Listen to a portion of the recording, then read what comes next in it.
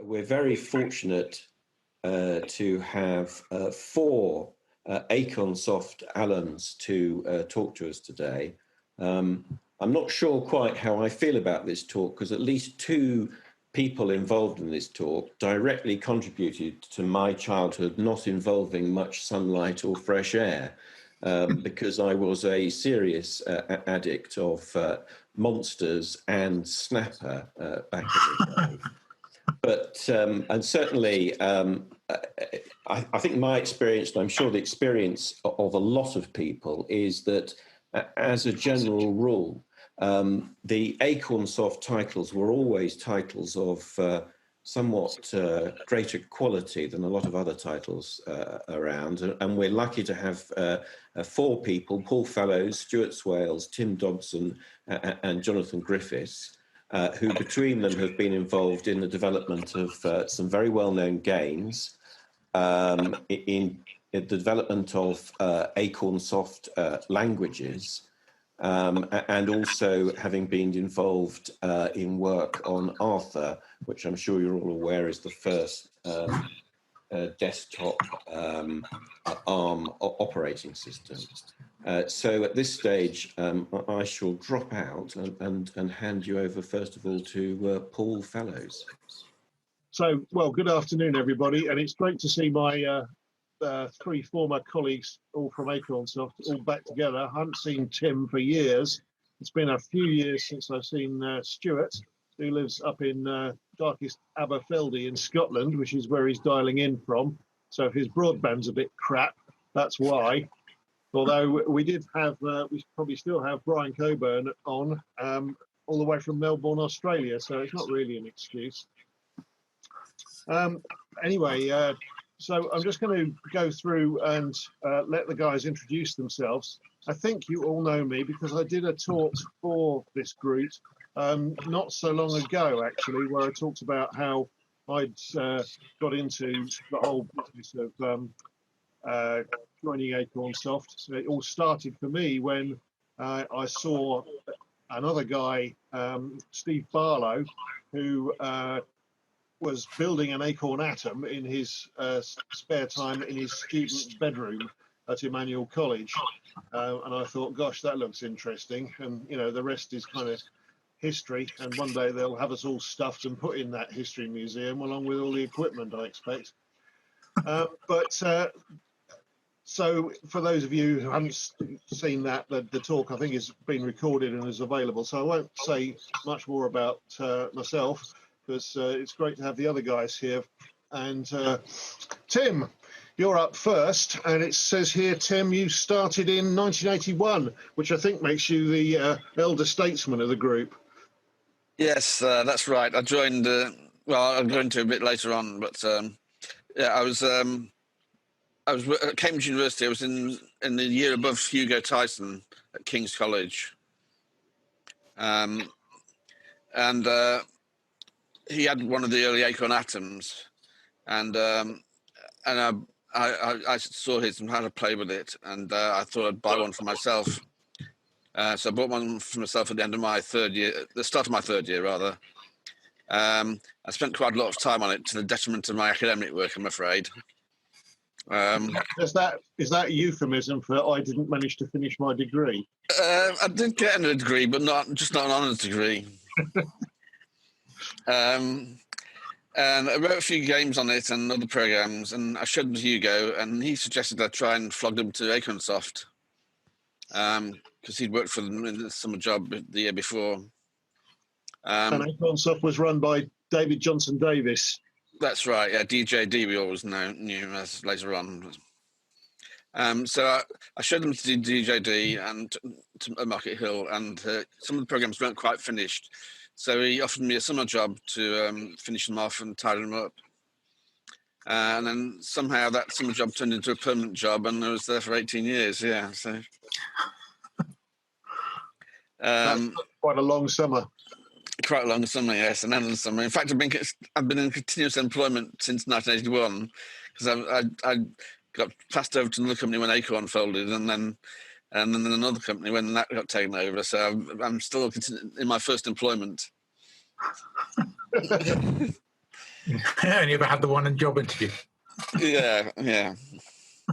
Anyway, so yeah, one of the programs I wrote for the Atom was the synthesizer program, which it was quite tricky to do anything because it had to be software controlled loops to modify the 1-bit port to the audio output. So that was, and I displayed on the screen the notes as it was playing along, sort of, you could type in the tune and stuff. And it managed to get different tones as well by having different mark space ratios between the on-off periods. So I was quite proud of that. So anyway, when the BBC Micro came out, we were inspired by the various arcade games that we'd been playing around Cambridge. And there's just down the road from Acornsoft on Market Hill, there was an Italian restaurant called, I think it was called Italian Kitchen. I think it was too. And then they had a space panic machine on the stairs outside the restaurant, so you didn't actually have to go in the restaurant to play the game. It was outside on the stairs, and so I played that game and really loved it. So I thought I'd do my own version, Monsters. And yeah, so this was kind of typical of the sort of organisation at Acornsoft, in that you just decided you wanted to do it, and therefore you did it. Yeah, there wasn't much debate about it, or any marketing people involved in deciding what colour it should be and whether it should be fitted nasally. Very good. Very hitchhiker. Yeah. Anyway, there's one particular amusing bug that was reported by a customer in Monsters, which is very hard to reproduce. I tried to reproduce it this last couple of weeks to try and get a picture of it, but I failed miserably, I'm afraid. What happens is your man runs about digging holes for the monsters and filling them in case people aren't familiar with this game. But if you've got only a certain amount of time, which is marked as oxygen on the dial, on the gauge there, and as time goes by, the oxygen gauge goes down. And when the oxygen goes down to 0, you got a few more ticks, and then you die. But if you happen to die while you're falling through if you jump through one of the holes that you dug, or more likely a whole series of holes, one above the other, if you fall through those and you die, run out of oxygen while you're in mid-air, then you get an amusing bug when you hit the ground, because it's XORing the running shape with the falling shape with the standing still shape. And so it looks like your stomach's exploded on the ground. You're lying flat on the ground with an exploded stomach. I think I've only seen this about a couple of times, but yeah, that's very famous. And somebody wrote in complaining about the exploding stomach bug, didn't they? Yeah. That's where it got its name from. Yeah.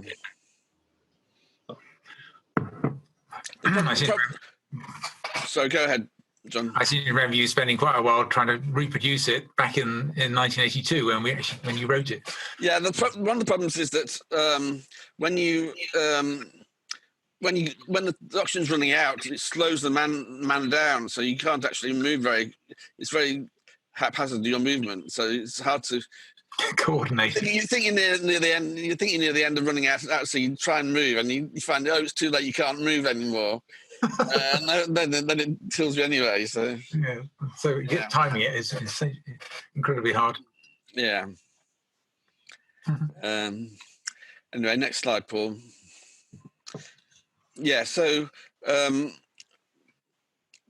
Acornsoft used to buy in various programming languages that various people wrote, compilers and things for Pascal, Forth, Lisp, etc. APL, I think we did one as well for one. And one thing I always used to like to do was to test out the recursion on these languages to see if they're any good. And one program that uses recursion is this Towers of Hanoi puzzle, where you have 3 piles of disks, and you have to transfer all of this to another pile. But you can never put a heavier disk on top of a lighter disk. So if Paul, you want to run the animation.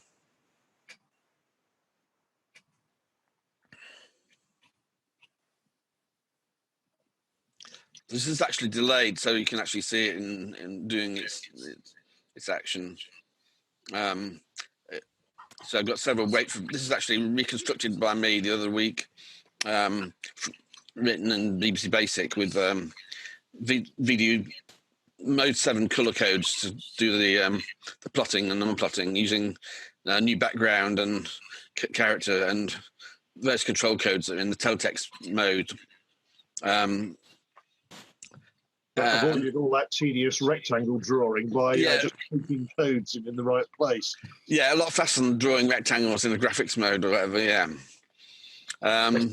Triangles to do it with. Yeah. So this used to torture several of the languages. Some of them weren't very good at doing this recursion. And then we'd get back to the authors and say, this is slow at recursion, and then try and do something about it maybe, but I don't know. On the same vein, Tim, I remember I had a standard puzzle that they came from one of the computer science lectures, which was how to put 8 queens on a chessboard without any of them being able to take any of the others. And I seem to remember there are 96 possible permutations for laying them out. And we used to write a program to solve that in every possible programming language. Yeah. On the same way to try and test them. And I think, some of them would solve it in a matter of a few seconds. But the worst was micro prologue. We had a micro prologue interpreter where I set it going trying to solve the 8 queens. We went to lunch and we came back and it hadn't even found one solution yet.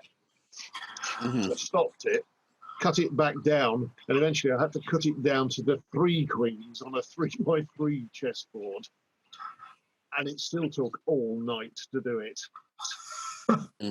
Particular programming language. So I rather wrote that off as being a bit of a turkey. Yeah, another torture test was Acorn's function. If you remember, that's a heavily recursive function. It's sort of a function of 2 variables, x and y. And I think it goes, if x is 0, then it's equal to y plus 1. If y is 0, then it's equal to ac of x minus 1, 1. And if it's neither of those cases, then it's ac of x minus 1, ac of x, y minus 1, close brackets. Anything more than about, when you get x more than about 3, it goes into an enormous number of iterations and kills your machine. It runs out of memory and stack space. Or takes out your stack quite quickly. I also remember you writing Space Invaders in every possible environment that came along. I don't remember that, to be honest. Including view sheet. Oh yeah, I remember doing the view sheet. I only remember view sheet Invaders. Yeah, you had to press. Don't you mean life? I think you mean the game of life in view. Enough interruptions from me. It might well have been Hugo, but there was definitely sheet Invaders. Yeah, you had to press tab to keep the things moving to recalculate. Yeah, tab made view sheet recalculate, so you had to keep pressing it in order to get another turn, didn't you? Yeah, I'm trying to remember how now the Invaders. Yeah, I must have done it, but yeah. I remember you doing bouncing babies as well, Tim. Yeah. Like one of those handheld games where you had 2 buttons left and right, and you had to position the trampoline underneath a baby's bouncing out of being thrown out of a burning building. Yes. And you had to Not bounce sick him at all. on the first trampoline, and then move the trampoline to the second position, and bounce him on the second trampoline, and then into an ambulance waiting by. And the babies would keep coming while you're moving about. And they kept coming faster and faster until eventually they started dropping, no matter how good you were. The original, I think, was a custom LCD, wasn't it? And you replicated that, I remember. yeah. I threw in these three because I think I remember you being responsible for these as well. That's right, yeah. So Maze was a 3D, although it was fake 3D. When you did the sideways scroll, it wouldn't do a full 3D rotation of the matrices or anything like that fancy. It would just draw the new view and another page, another bank of screen memory, and then sideways scroll the second one onto the first one, kind of thing. Yeah, it used to make me feel quite queasy. Yeah. But it was quite nice. It used the full color mode in order to be able to do the 2 banks of screen memory, and it uses cross hatching to get all the different colors and things. So you can see there's yellow on there, which I think is red and green cross hatched, or is that green? I can't tell. Yeah. And then the purple is red and blue cross hatched for the wall at the back. And then Magic Mushrooms I co-wrote with a guy called Richard Clay, who was an external contractor, and with Neil Rain, famous Neil Rain. Yeah. And that looks a bit like Monsters, but the main advantage of that game was it had a configurable, you had a user editable screen map, so you could place objects like walls and ladders and things. And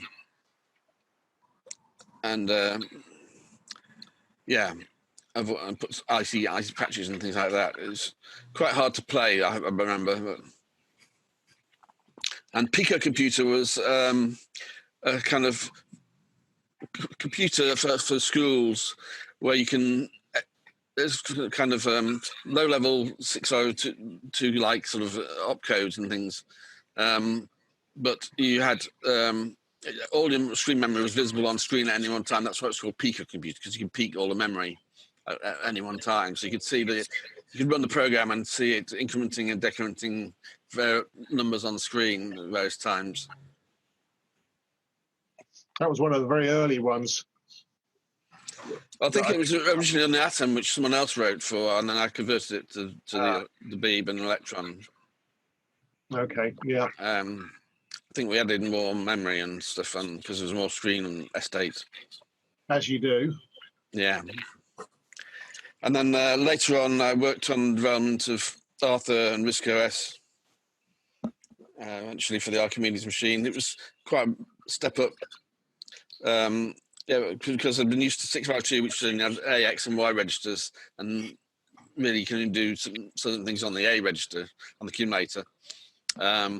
Whereas on the ARM, you had 16 registers. Well, actually only 15. 15 was the PC, but yeah. And so it was much more freedom and to do things how you wanted to. And I really enjoyed working on the ARM stuff. Yeah, I remember very clearly that the bits that we got you to do were all those related to all the font, the fixed pitch fonts and the text output stuff to start with. Yeah, all of that and all the graphics modes you put together. I also worked on the 602 emulator for the Archimedes, which allowed old programs to run on that, which was quite an interesting challenge to get that to work properly, especially the screen poking and stuff like that. So, yeah. And it says on the slide there, I also did the screen mode editing configuration files for different monitors, where you just put in the timing parameters that your monitor needs, and you can just select that as a configuration for your monitor. Yeah. And then later on, still I was involved in Acorn Online Media, which was in the Cambridge Interactive set-top trial, interactive TV trial in 1994, which was boxes using, I think it was 2 megabit ATM networking, and we had video on demand from certain suppliers. We had banking applications and things like that, and from NatWest, I think it was. So I worked on the driver code because I think there was 2 different flavors of online media box. There was one that used an MPEG-1 video decoder, which used a C-Cube chip, and then there was one later on. We went on to one that used an MPEG-2 video decoder, which used an LSI logic chip, which had different drivers for that. So, and then following on from that, I worked on the Acorn network computing, which was the thing that Larry Ellison came up with, the concept of a network computer, which is like a thin client so you can connect to big computers from your little computer, which is just a box about yay big, not very big at all, and only about 1 inch thick. It just had a network connector on the back and output, video output. Are you still with Broadcom now? Yeah, I've been in Broadcom, it'll be 20 years this year, so yeah, so I've been writing code for DSL embedded applications. So we do all the signal processing involved in ADSL, VDSL, G.fast. So we do most of that in software with some hardware support. And do you do anything on the to do with the chip that's in the Raspberry Pi or not? No, that was a different part of Broadcom. I mean, it was the guys who used to work for Alpha Mosaic, a company called Alpha Mosaic, who were inquired by Broadcom, and they did a video chip for set-top boxes, and that's that chip that goes in the Raspberry Pi that's designed for set-top box applications. Well, that's a small world thing, because Alpha Mosaic was set up by Steve Barlow, and it was Steve Barlow that was building the Acorn Atom in his bedroom at Emmanuel that got me into it all, you see. So yeah, small world, isn't it? Yeah. Brilliant. Thanks, Tim. Let's see what we got next. Stuart. I'll mute myself before. Thanks, Tim. So, Stuart, I met you when you were working as a summer student at Acornsoft, along with good old Tony Thompson, and the two of you worked very, very closely together on a number of projects that have been, some of which have been started by my predecessor in the languages group, the aforementioned Jeremy Bennett. Who shall be acknowledged. That made Tim smile. Yes, but my involvement with Acornsoft started when Tony Thompson was being supervised, because Tony was reading computer science at Cambridge, and he was being supervised by Jeremy Bennett.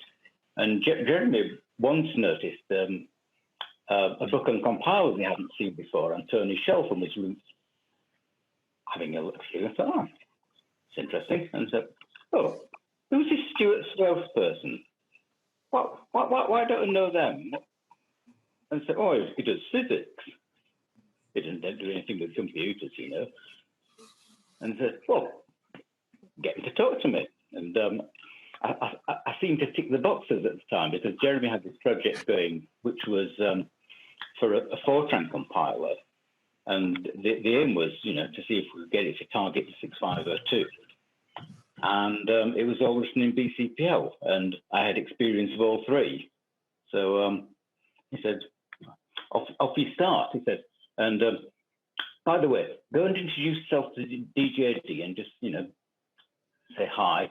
So I booked an appointment to go and see David and sat down with him. And he seemed a bit concerned that he hadn't got any paperwork. But never mind, go get on with it. And this chat got more and more intense. And I'm thinking, he thinks this is a job interview, doesn't he?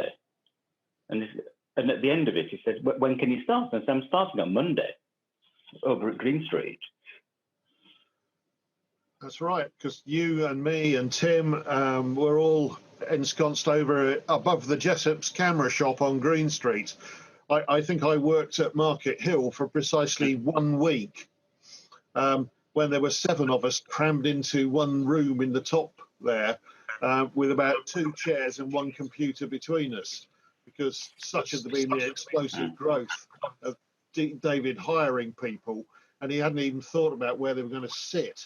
And so spent most of that week trying to find an office, and we all ended up round the corner in Green Street. It was actually the Early Learning Centre we were above then, Paul. Was it the Early Learning Centre? I think you're right. Yeah, that's It was then. Yeah, it became just camera shop after that. Yeah, you're right. And so my first job was as a BCPL compiler. So I was taking this compiler written in BCPL and rewriting it in 6502 assembler. So that was quite fun. And so at the time we had the BCPL compiler that Martin Richards, his brother John Richards, and Chris Dobson had produced, and that compiled into an intermediate code, didn't it? But I think the Fortran compiler was so big it wouldn't compile under the BCPL system. Yeah. At the time, certainly not on the Beeb Micro, and I think it was a while before we got a second processor. Yeah, that took ages, didn't it? Because I remember the first second processor we got, I was sharing it with somebody else. You know, it was back and forth from Fortran project to Lisp. Yeah. Okay. And so you and I worked together in Green Street, and then we moved to the Porter cabin over at Fulbourn Road, next door to the Silver Building. And I remember sharing that with Martin Gilbert, who was working on the Project B, the Master 128, and he had the wire wrap prototype board. And he would come in late, even later than the rest of us actually, work on it all day, and then put it back in a cardboard box and shove it under his desk.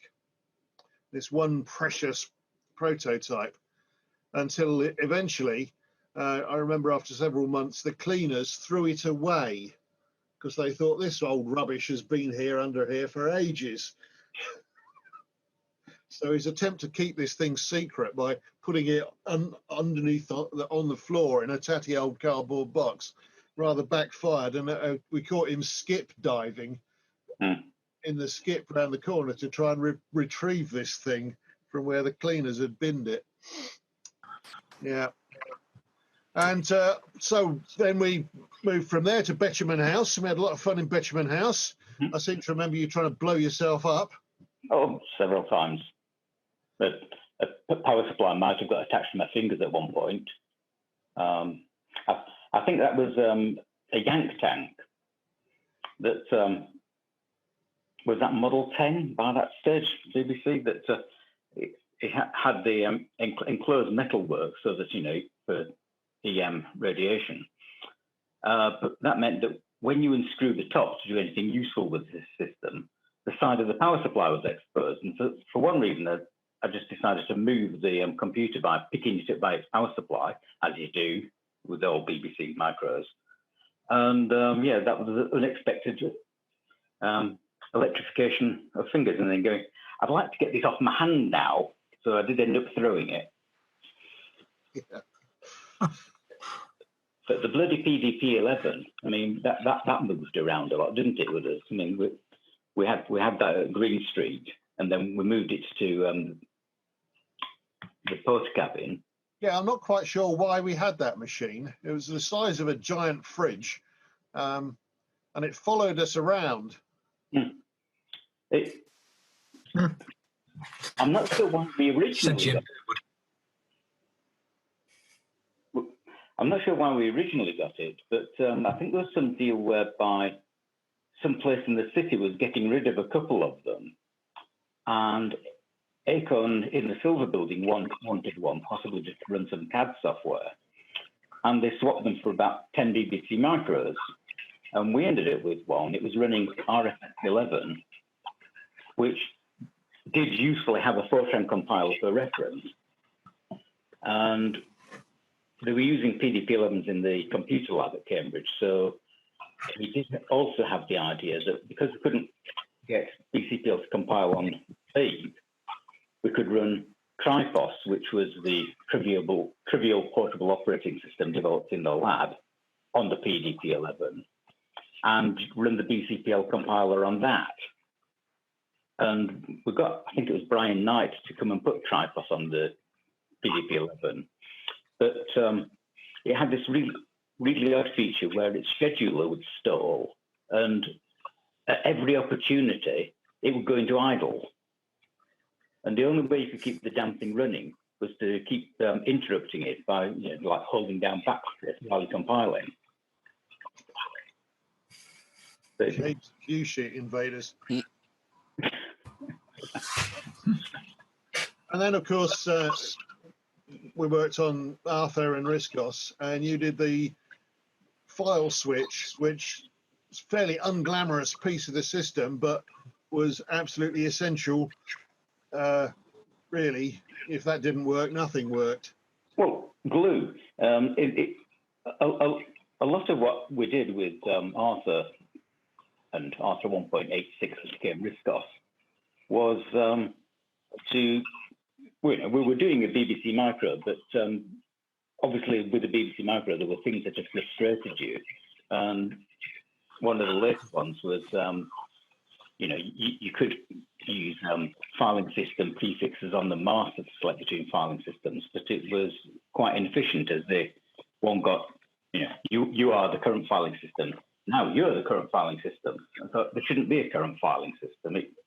There are devices that they have file systems imposed upon them, and you need something that can vector things appropriately without any penalty, and that's how file switch came about. Yeah, indeed. And then you left and worked with our dear departed good friend Mark at Colton Software. Yeah, it was one of those things that we got Riscos finished. I think that was the September of the year, and reasons still unknown to me, I got ended up doing file store test code, and that was pretty interesting. And then things heated up because all of a sudden a lot of work needed doing on 6502 emulators. And I thought, oh, bugger this, I need another job. And Rob came along and said, do you want to talk to Mark? So off I trolled down the pub, and I handed him a notice. So I went to work with Rob and Mark over in Hardwick and I was with Colton for 6 years. And they'd already got a port of Pipedream, which was an integrated spreadsheet word processor. Mark had done Pipedream on the Z88, which Paul's been sadly responsible for. Yeah, I had a bit to do with that, yeah. It was the Sinclair portable laptop thing with a rubber keyboard, of course. Had to be. And that was all in Z80 assembler. And Rob spent some time transliterating that into C. So they then had a product which worked on the PC and on the Archie, because we knew quite early on that we need to get some software out there. So we did feed Mark Colton not an A500 second processor, but an ARM second processor and a early compiler. And so we had these as text mode applications for those systems. And my job that I was hired for was actually just to add charts to Pipedream. Now, I think they thought to start with that they were going to stick with the the text-based graphics because it was adequate for the time. But we quite quickly thought, no, this needs to be proper multi-document, multi-window, fully fitting in with the environment. And so it took a bit longer than desired to get the charts. That was actually in PipeDream 4. And even at that point, the sort of nucleus of what was to become Fireworks was being worked on. And many things were developed in what became Fireworks and got backported to PipeDream. And I found a quote the other day, I think it was from Acorn user in '96, where I'd said, well, PipeDream, it's one of those products we keep trying to put it to bed, but the users just won't let us. Even though we viewed it as technically inferior, the users loved it. And when was the last time you did a version of PipeDream? Oh, about 2 months ago. Yeah. There was a bit of a hiatus. Let's have a think.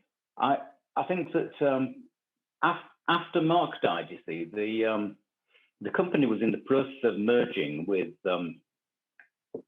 another company he'd worked for before called Protechnic. And so I ended up, cast off into Protechnic, and you're thinking, well, do I really want to be here? And so I stuck with them for a while. And they had the rights to sell the programs, but weren't interested in really developing them any further. So I left there, and I think Richard Coulton, Mark's father, got all the rights back, and he started selling them through Gerald Fitton. Now, at this point, there was still 26-bit, and I was approached to do a 32-bit version for Jack Lillingston. Yeah. Of Castle. Oh, yeah, for results for the Ionics. So they were going to give away results with the Ionics as part of the bundle, and sell people a Fireworks option. So yeah. I at that point port Fireworks to 32-bit, but PipeDream kind of languished at that point, and might only really have started getting some TLC about 10 years ago. It's amazing how these things don't go away. Just got another couple of things. You sent me a couple of photographs because in my talk about Acornsoft and Riscos and so on, I mentioned Mega ROMs. And you produced an example, Exhibit A, Acornsoft Trilogy. So what's going on here, Stu? Right. Well, Acornsoft, we're supposed to do software, aren't we? So here is one of our hardware designs. Yeah. So it's a 27512, which is like 4 27128s. So it's 4 16-kilobyte images, which present themselves in one BBC ROM socket as a 16-kilobyte device, but using the wonders of your plastic PAL, there's a read-sensitive area at the end of each image, such that the images can be switched between. Now, it has to be read-sensitive because there's no write detection available on the ROM socket. It's simply got an output enable, I think, which is... Yeah. We didn't want to have any flying leads, did we? No. So, because the idea was that we should be able to produce a device which plugged into a ROM socket which was a hybrid of a masked ROM and one of these PALs, because the PALs were tiny. And I think this is the ultimate version, which has got 4 in it. We did have some earlier butterfly boards with 2 27128s.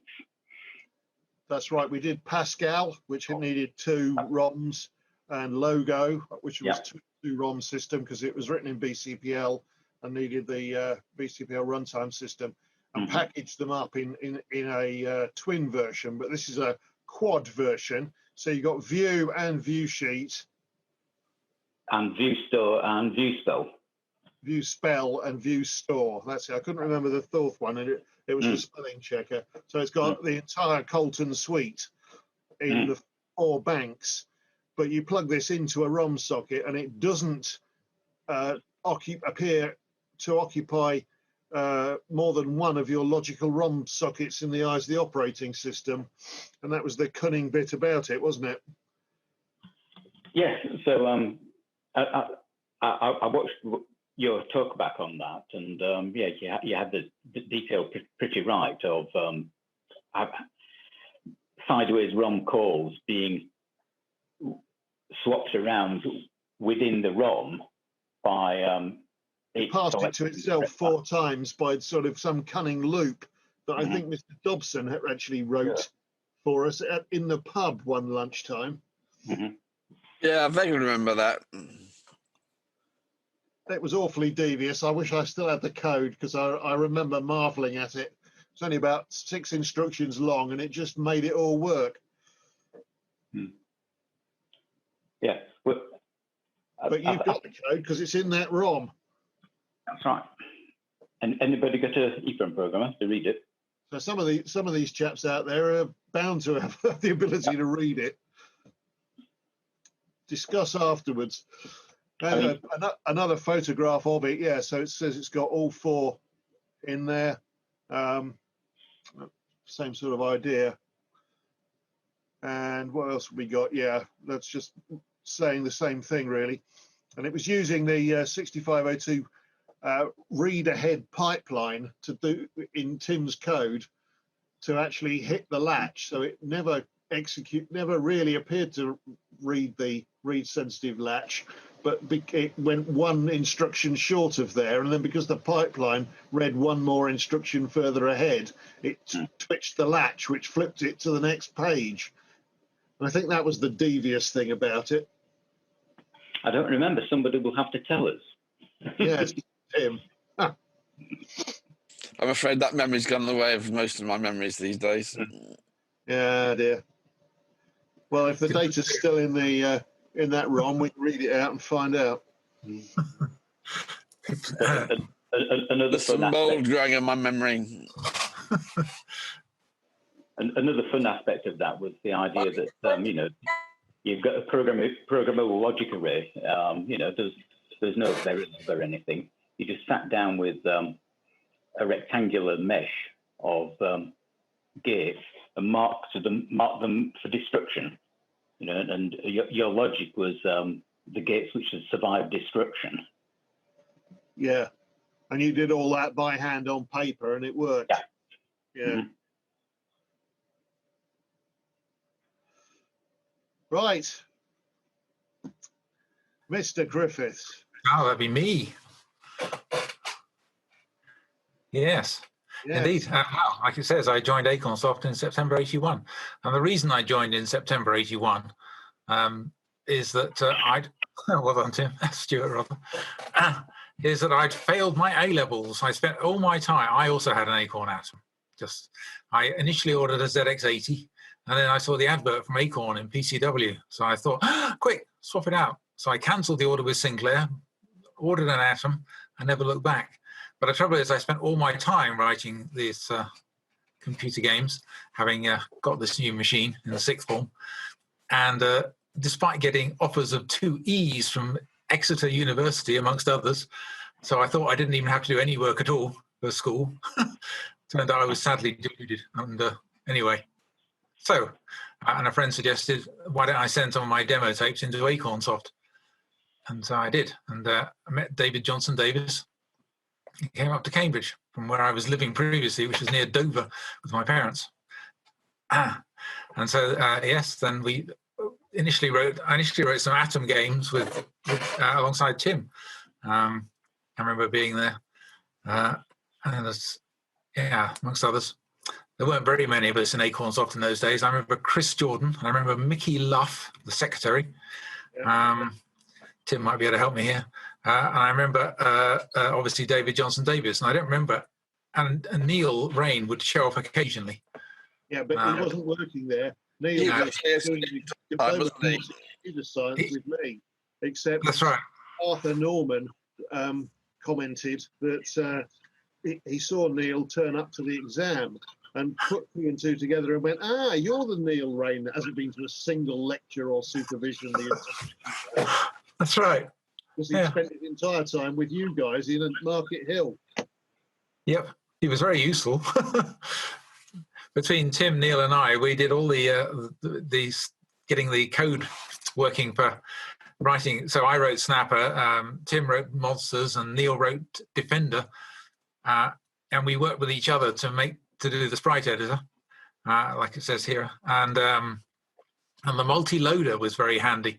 It allows us to have large assembler files that wouldn't possibly fit in the memory of the BBC Micro, but by loading one after the other, we and steadily building up the object code, we could manage to do it. So we could write on the machine itself rather than having to do cross compilation, or cross assembly, which is what other people were doing at the same sort of time. That's right. It was a sort of paged system, wasn't it? So it was paging in the source code, building. That's it. Yeah. Yeah. So it had to run in teletext mode because that only had 1K of screen, and giving us enough the remaining 20-something K for some of it for the object code that was steadily building up, about 11 or 12K of that, and the remainder was for the source code to be paged in steadily. It was good. So any good bugs in Snapper? Well, there was a last dot bug, like it's on the screen here. And I remember, Neil helping me find this one. It was really obscure, a bit like Tim's exploding stomach, but it was a bit more serious because you couldn't finish the level. The problem was that you could erase a dot without eating it, so it didn't get added to the dot count, which is how I knew when it was that the level had been finished. So if the dot was erased without it being eaten, then of course you never could eat it, which meant you were just running around the screen, unable to finish the level because, like it says, you could run but you couldn't hide. So that was quite a nasty one. But eventually we found it, and it was to do with the snapper going round a corner, or the ghosts going round a corner in a particular way. I can't quite remember the precise details of it, but anyway, we fixed it. And I meant white ghosts. Oh yes, there was a white ghost, wasn't there? I've forgotten some of the detail about that. So when you ate the ghosts, when you ate the power pill in the corner, the ghosts flashed between white and blue to indicate they were, or no, they initially just went blue, I think. But then as they started getting ready to return to their normal state of being uneatable, they would flash between white and blue. But occasionally, if you ate one at just the right point, or it came out of the cave at just the right point, it would stick in the white state. And yes, I can't now remember, though, what would happen if you ate it. But, yeah. I thought I'd put this in. JCB Judder. Yeah. So initially I wrote Rocket Raid. That was we were in some of the other pubs nearby, like Tim says, we would play Space Panic, and we would also play Pac-Man. Scramble, and then there was in this case. Scramble. The Red Cow, I think it was, wasn't it? Yeah. Where we would play Scramble. And I remember Neil being very, very good at Scramble, so I could see all the final levels, even though I couldn't play it that well. So I could never get that far. But Neil could, and so he could tell me all about it. And I could watch him over his shoulder to see what it looked like, so I could then have a go at replicating it. I was quite pleased with that one. And then flushed with success from that, where I had the sideways scrolling working, I thought, I'll do one that scrolls up and down as well. But I didn't really do it very well. The problem was I wanted to move. Moving sideways is okay because you're only moving 2 pixels because they're extra wide. And so that looks like 4 pixels normally. And that was fine. That's a whole character cell. But moving up and down, 4 pixels is only half a character cell. The end result of this is that I wanted to move in 4 pixel increments to make it look smooth, but it had the opposite effect. So that when you got near the top, it would decide to scroll down by 8 pixels, because that's the whole character cell, and that's all it could scroll as far as I knew. Yeah, and in fact, Jonathan, the game Labyrinth reprogrammed the screen to be only half the height and with only 4 pixels per character cell, and that was yes, I remember seeing that several years later. And thinking, oh, if only I'd known how to do that. More use. Yeah, that was programming the 6845 rather more than I knew about. I didn't at that point. I only really used the operating system's features, or not operating system, the ULA's hardware, and I hadn't really thought about how to do it in anything other than the 8 pixel high character cells. So anyway, it would scroll up by 4, and up by another 4, down by 8, and up by 4, down by 8. And the end result of this was that it looked like it was juddering up and down as you tried to go up or down in the screen. Sideways wasn't so bad; that looked quite smooth, but up or down was just appalling. It wasn't my greatest moment. And I remember that the JCB people had a hand in all of this, didn't they? They did. Sponsored by JCB, and they kept insisting on various things like making the JCB itself a bit bigger, which just added to your problems of doing everything in a timely manner. That's right. The more pixels I was throwing around, the less time I had for doing the screen scroll. So it would start tearing at the edges if I wasn't careful. It was trying to do, if there were too many minis on the screen at once and you were scrolling around, then that was right on the edge of what it could handle. Another thing that JCB stipulated was that they didn't want their digger to be destroyed or broken in any way. And since they were co-funding this thing, I did it. And so at the end, when the mini captures you or kills you, the way it does it is it jumps into the cab of the JCB and drives off and throws the driver out. But the JCB tractor never gets destroyed. Were harmed. Exactly, that's right. They were quite keen on that, perhaps understandably. Cool. And at the end, I even got to drive around in one. They went up to Joseph Cyril Bamford in Oswestry or wherever it is, and had a go for a day, which was great fun. And then there was this lot. Horse Lord, oh dear. I left Acornsoft because I saw the sales figures for Snapper and realised I was being paid about 1/3 as a salary. And that's after I just had a pay rise of what I would have got if only I'd gone freelance. So I remember arguing with them for a short while and then thinking, well, damn it, I'm going to go freelance. That'll show them. And I wrote, the Horse Law was a tie-in. There was a novel, and my agent had found me this publishing house called Century, and they published books, and they were keen to get into this whole games thing.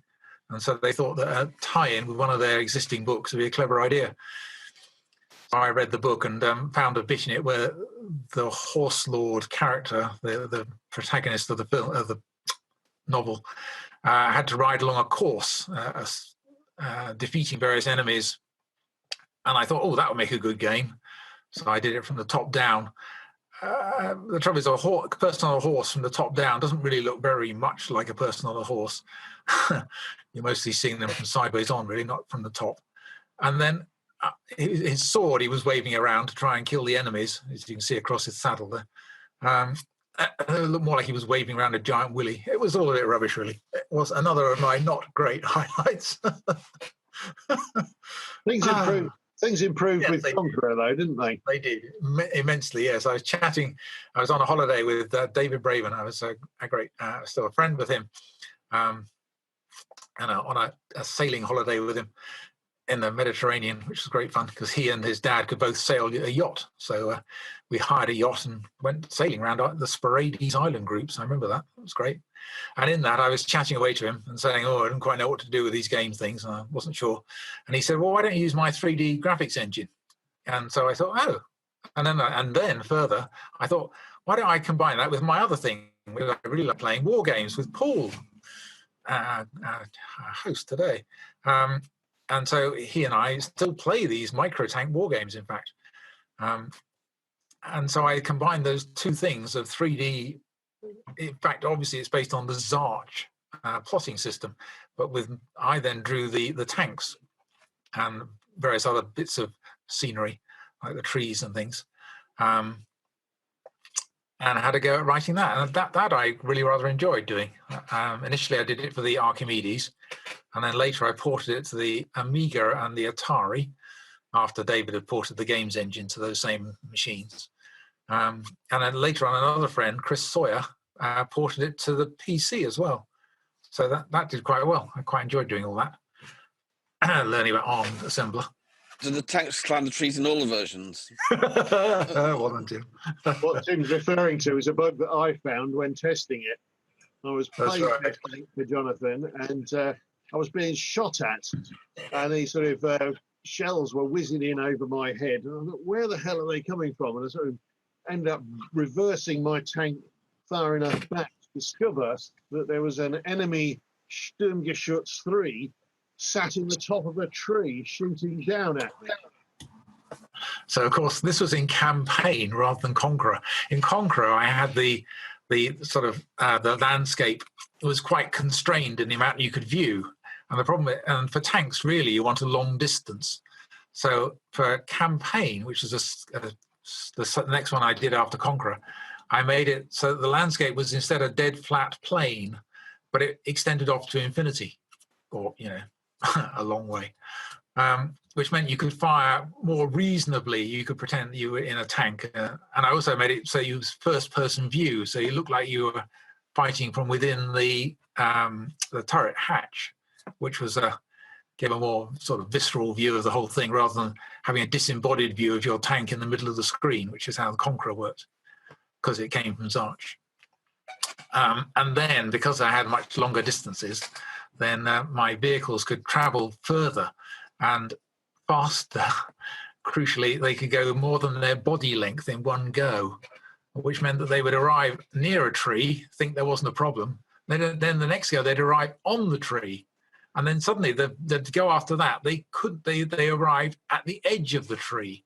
And they knew already that they couldn't go up or down any great vertical change.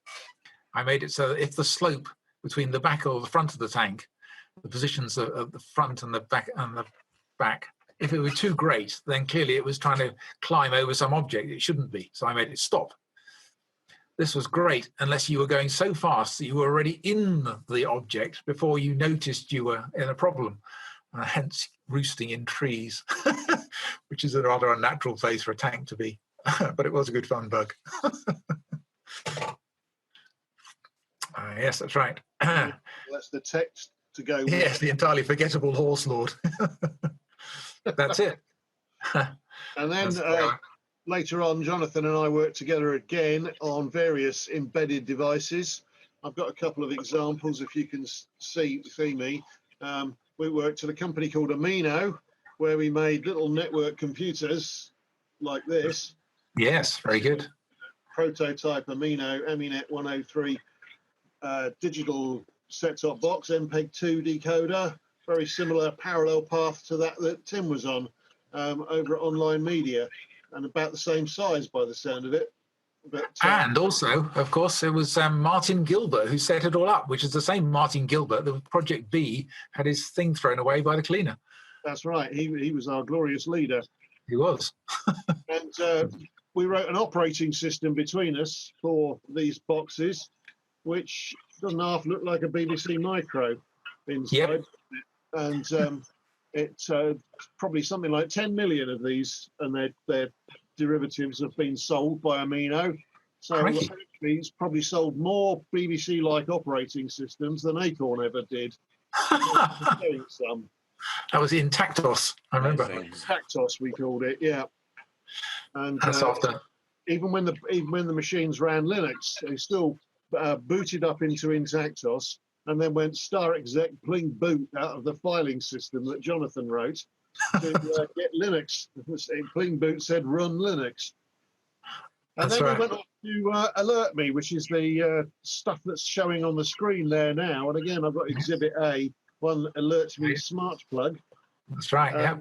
And these were, again, all sorts of very interesting little devices using Zigbee radios, and every one of those devices that you see there has got an ARM processor in it.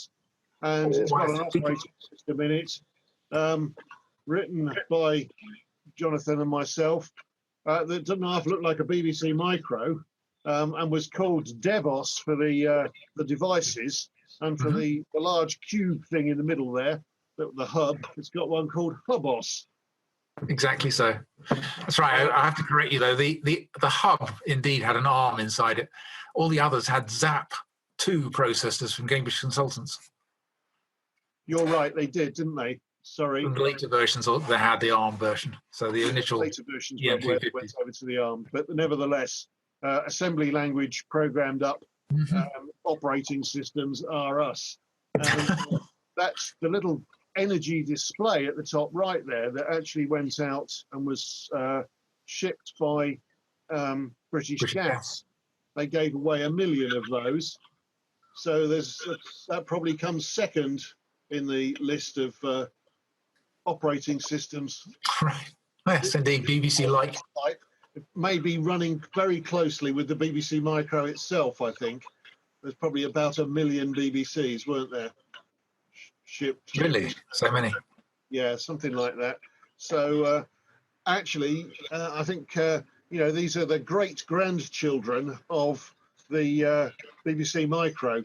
All of these devices that are out there now, and I think that's a testament to Acorn, because we did this, but loads of other people from Acorn did other things like this and seeded the whole world with lots of amazing stuff. So, at the Computer Lab dinner, Andy Hopper talks about the Cambridge phenomenon, and there's a list of all of the companies that have been seeded by Acorn or Acorn alumni.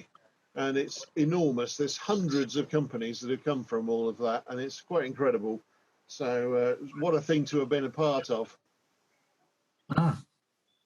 So I'll end my slideshow there, and we can just sort of have questions from the audience. And if not, I've got a few other amusing stories to seed the discussion with. So I'll stop sharing that. I hope you've had fun with that, and I'll try and get out my PowerPoint presentation as well. I think the first thing to say, just so that you're all aware, that we had the highest number of people online in any one of these events since we've been doing them back from April. We had, in addition to the 4 of you, 55 people online. So that's slightly surprising, because we only had 50 people sign up. So I think I know who the extras are and how that happened, but there you go. So a very, very popular presentation. Thank you all for the effort you put into that. So I'm going to be a little bit selfish, since I have the chair, as it were, and start off with one of my questions of my own, which is in relation to the games development and the sort of copyright issues, because the impression was that Acornsoft was running quite loose with respect for other copyright. Obviously, the original version of Snapper is probably the most accurate clone of Pac-Man, even compared to some of the Namco licensed versions of Pac-Man on other similar platforms. And I know that this was, I think it was Neil's product was Defender, which, not only being a very close replica of the original arcade game, but Acornsoft didn't even bother to change the name until a little while later. And I just wondered whether anyone had some sort of insight into what the sort of copyright landscape was at the time, because I don't think you get away with that today. Yeah, well, I remember lots of discussions with the team at Acornsoft and with David Johnson Davis about this sort of thing.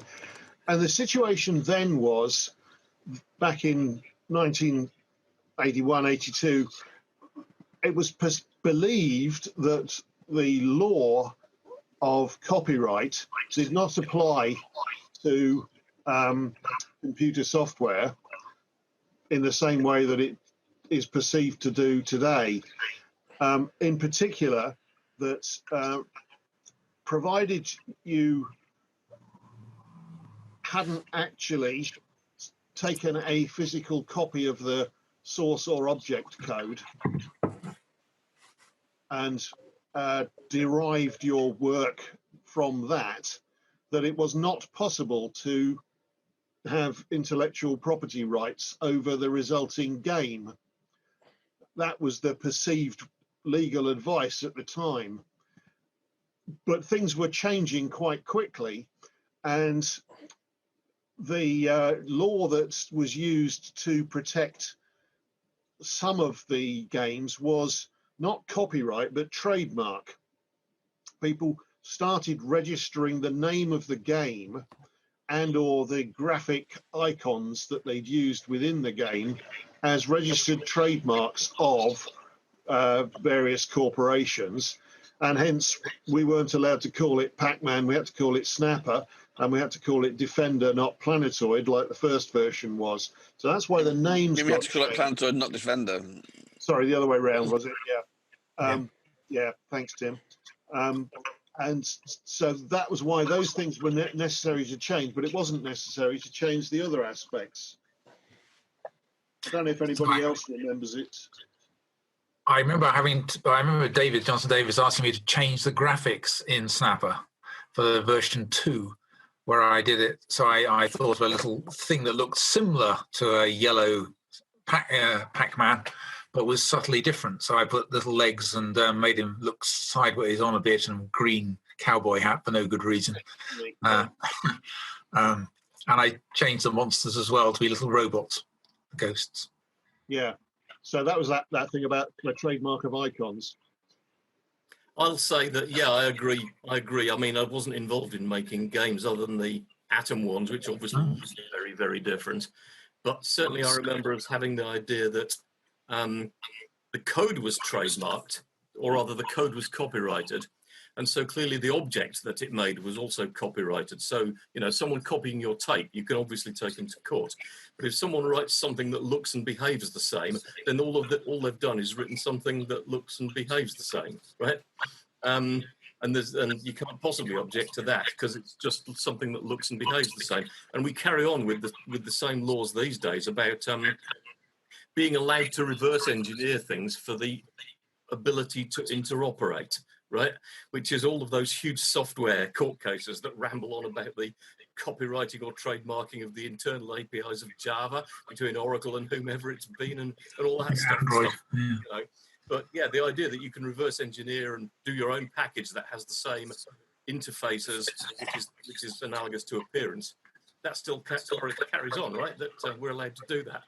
But yeah, appearance is something else these days. I think there's something called passing off, where you appear to be passing off your goods as if they were someone else's. And Apple are always very keen on stopping people passing off their things looking to look like Apple goods.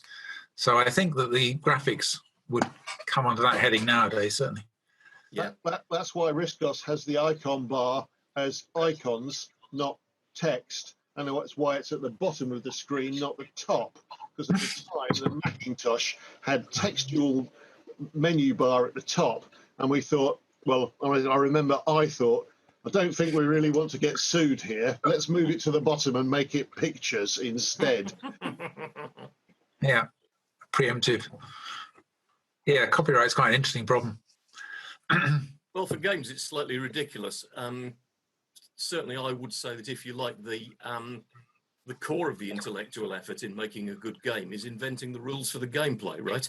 But when looking at those admittedly significantly different versions of Snapper and Invaders for the Atom, because it all inevitably ended up significantly different, we didn't give it a second thought, frankly.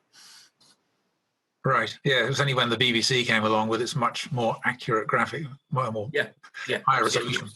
Mm. Yeah, we never did want to call it Pac-Man. We always called it Snapper, by the way, after Hugo's version. Indeed. Yeah. Glad to be of service. So there's a question here from the chat now. It's a question for Tim.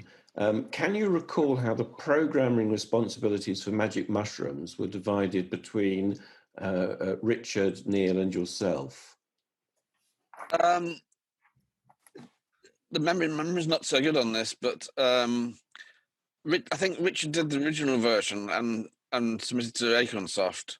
But I don't think he had any further input on doing any more revisions on that. I think we did all the revisions of that. So I think some of the graphics that he submitted weren't very good. So we redrew some of the characters, like the man shapes and stuff, and some of the mechanics of the movement and transitions from one surface to another.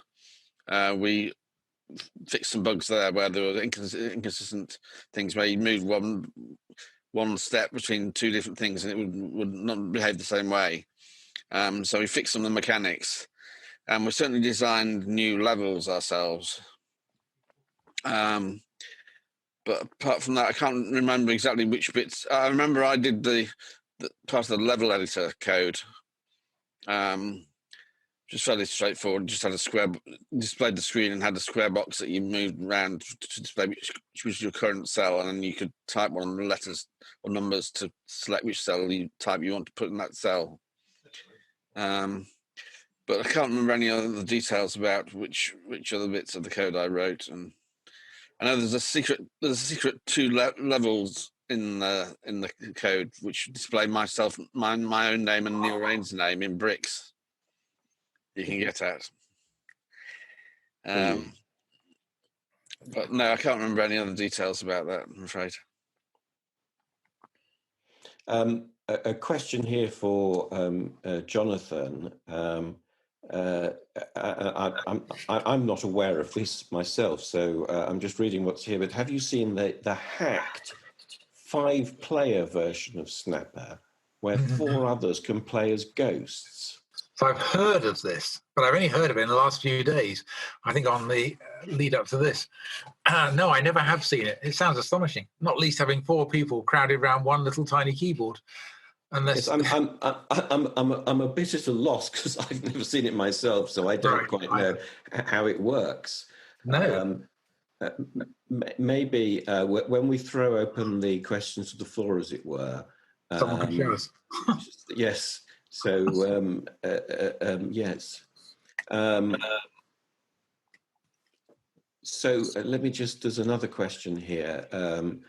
So this is a question for Jonathan and Tim, and I think this is in relation to sort of finding rare pieces of software. But in the 80s, an unreleased game by Neil Rain leaked out called Bandit, which had a copyright 1983 Acornsoft credit. And it was a conversion of the 1979 arcade game Cosmic Gorilla. Are either of you aware of the conversion? If so, do you have any insight into why Acornsoft chose not to release it? No. I don't think I have any information on that, I'm afraid. I seem to remember some game called Bandit. It was like shooting cowboys with cactuses in between, trying to shoot one another, or trying to shoot some wagon train going through or something. Or I can't remember. I have a vague image of some graphics, but it could be that he wrote it as part of his example. He wrote a games programming language. Being Neil, that's the sort of thing he would do. And he wrote Frogger or Hopper. It was a version of whichever the arcade game is called. He wrote a version of that in his own language just to prove how good it was. And perhaps he also wrote the Cosmic Gorilla thing in the same one, the Bandit thing. I don't know. I don't have any memory of it. That was called Gull, Games Oriented Animation Language. Excellent. And he did indeed write Hopper, which was a clone of Frogger. Yeah, nothing to do with Andy Hopper.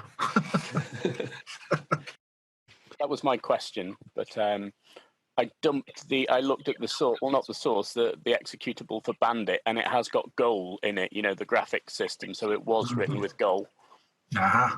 And there are links to both games I put in the Zoom chat. That's both the 5-player Snapper and Bandit by Neil Rain. So you can just click those links and play them online in a JavaScript emulator.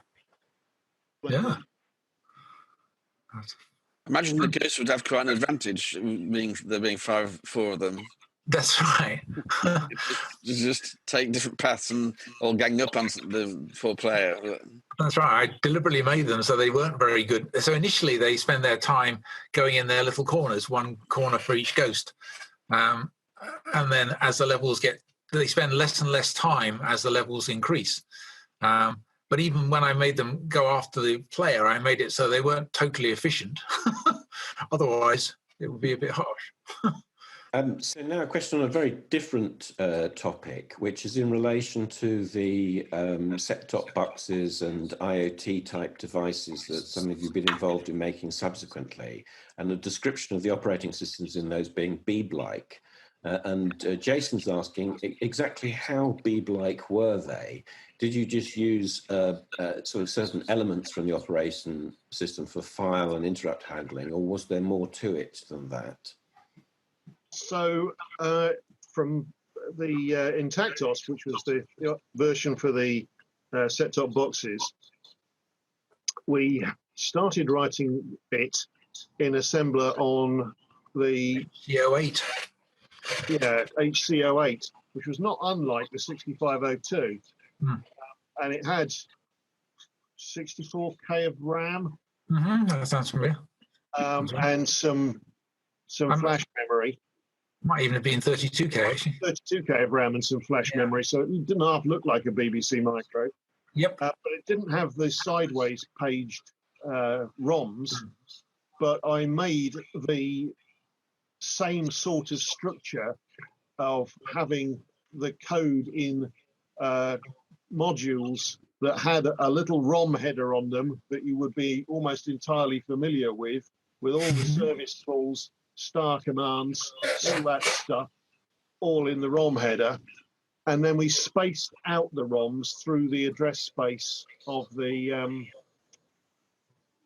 flash memory on boundaries so that we could cram in. I think we had 2 8K chunks, 4 4K chunks, and however many is left over 2K chunks. That's it. Right, modules of different sizes, and then they had the core operating system would, do its thing and deal with interrupts and what have you, and then it would pass service calls and OS words and OS bytes and star commands around through all the rest of it. So anyone who'd programmed a BBC Micro would be able to pick it up in a trice. Exactly. Yeah. Me and him doing it, that was perfect. We even had the advanced user guide for the BBC Micro sat on the shelf, and wherever we came across a bit we were implementing, we thought, how should we do that? I know, just look it up. Read how the Beeb did it and think, well, we'll do that then. Because why not? You can't keep a good plan down, can you? Yep. It was very efficient. So this is just an observation, really, but in relation to the Trilogy ROM board that we saw the photograph of earlier, do any of you actually have that board? Stuart's got one. Stuart? So I don't. I know for sure if you were prepared to lend it to the museum in Cambridge, there would definitely be somebody who could dump the ROMs or the ROM from it. It may also be possible to reverse engineer the PAL as well, but that's a little bit more tricky. But we certainly have the ability to dump the ROM. That's something we do all the time. I don't think the privacy fuses are blown on the PAL. There was the option to do that, but I couldn't see the reason for doing it during development. But yeah, I'm certainly glad to send it down to you for analysis. Yeah, I know that Jason is coming up in a moment to give us an overview of the software that the museum holds. So I'm sorry, I'm sure he'll be glad to receive that, and yes, you can definitely read the code from it. I wonder, let me just say, I don't think there are any more questions as such, but there's a whole slew of comments in the chat, which basically just say that everyone who's been watching this presentation is not only extremely grateful for the time and effort you've made in this presentation, but more so for what you produced between you in terms of entertainment, and I mean that in a broader sense than just games, because obviously the other the satisfaction in using languages and the operating system on the Arthur and Risco's operating system, it's I mean basically this group exists because of the what you and your colleagues at Acorn managed to do back in the day. So I think we're all really grateful for that indeed. And of course, obviously, thank you for giving up your time today. Okay, I'll ask a question then. Didn't see my video there. But my question is, who's still got their badges? I've got a few of them upstairs. I've got the Tim tribute here. 2 Monsters badges. Nice. Magic mushrooms and a maze. Oh, John here with Rocket Raid Snapper and 2 JCBs. Yes, I've got those somewhere. Yeah, and there was no Sphinx badges, but there was an I'm an Acornsoft Adventurer badge. Excellent. So, that's the tribute to Paul. And I don't think they did any languages badges, Stuart, not that I'm aware of. So. No file switch badge. That'd be a bit niche, wouldn't it? You go here. I've got something very antique. As you're doing that, it's just this has been in the loft for many, many years. But that sticker, Yeah. Oh gosh, yes, Acorn computer, very good. is on my rubbish hippie guitar from 40 years ago. In that case, I'll have to find my stuff just a minute. Oh, cool. My contribution to the memorabilia is I've got the sign off the door. When we moved out of Market Hill, I've still got it here. So maybe I should donate that to the museum. I'm sure they'd love that, and you've single-handedly trumped all of my badge collection in one hit, Paul, with that. It's truly unique, that. It was given to me by Jonathan, actually, because you had it for a while, didn't you? What's that? The Acornsoft sign. Yes, that's right. Yes, yeah, exactly. I think Rob McMillan found it, and Yeah. so I've got a few. I've got. Oh, it's all reversed. Up an atom. It's Remember this? It's not reversed to us. Isn't it? Oh, good. Right. Yeah. Marvelous. In that case, I won't attempt to fix it.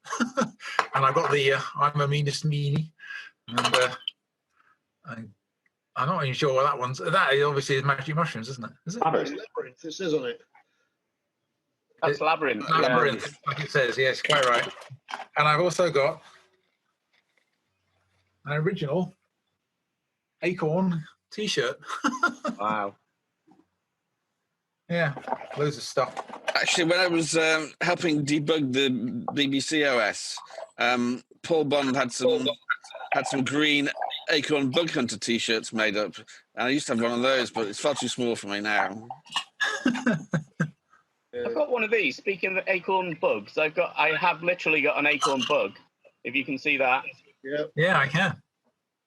I also got that one. More Labyrinth. Bouncer, Jonathan, not Labyrinth.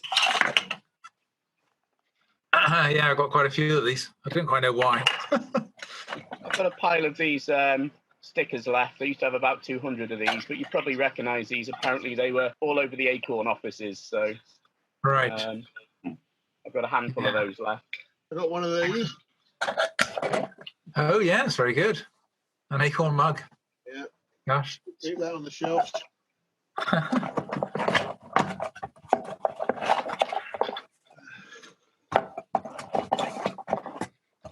Excellent. I got one more funny story that I was going to share, which is one that Stuart and I took part in, and that was when the Electron was launched. Do you remember this one, Stuart? we went down to London to the exhibition, and the Acorn Electron had just been launched, and one Electron, which was sat in a corner of a stand, and then the vast majority of the Acorn stand was full of expensive men in suits trying to sell the Acorn business computers, those god-awful brown things that look like 1950s television sets. They were out of date before they hit the streets. But of course, the vast majority of the people that had come to the show didn't want to know anything about any of these stupid ABC machines. They'd all come to ask one question: what's the difference between a BBC Micro and the Electron? And so they would come up to somebody wearing an Acorn badge in a suit and be immediately redirected to the only two people who knew anything about it at all, myself and Stuart, who was sat with this one machine, absolutely inundated with people. I overheard them say, you need to go and speak to him with the jumper or him with the hair.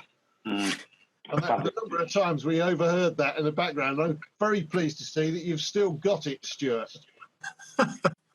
Oh, the diminished quantities. Yeah, it's abbreviated. It might be greyer and thinner, but it's still there.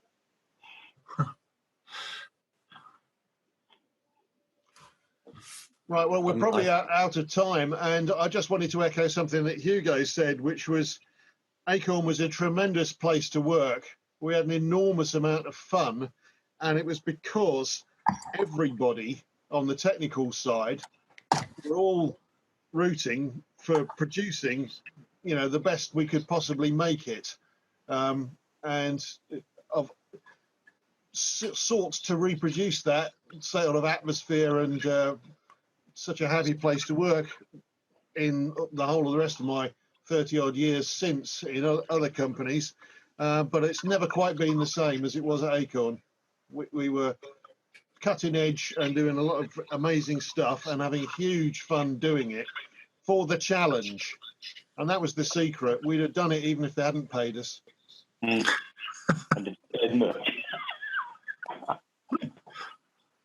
Yeah, I still remember all night debugging sessions going on till 2 or 3 in the morning at Market Hill with Tim. I just distinctly remember that, being there incredibly late one day. We just carried on and gone on without even realizing it, and suddenly realized it was 2 o'clock in the morning. It was very good. I remember an all-night session with Paul Bond and Stuart. I think you were there.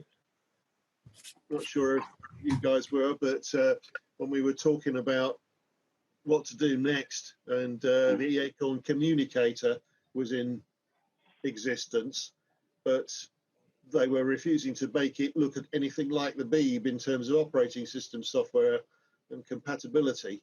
And it would have made quite a nice step up along the way with the 65816 and the 256K of RAM. That would have been quite a nice sort of Model C if we'd made it like the Beeb. But management had other ideas. I'd already done either Pascal for it. Yeah. Yeah, I did about 3 months on the communicator project. Can't remember. It just vanished into the ether, didn't it? Yeah. The whole thing. I never really understood why.